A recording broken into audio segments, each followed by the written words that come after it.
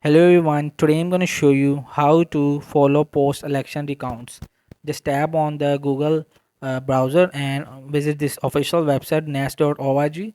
So the recount basis is only used to recount the votes in a particular race, office or a mayor.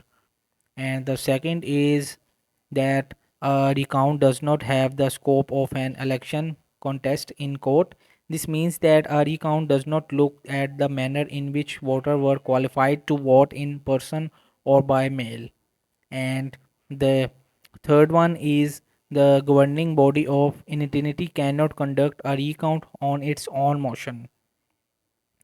And the fourth one is any entry into the ballot box other than is response to a proper recount request or in accordance with other court procedure.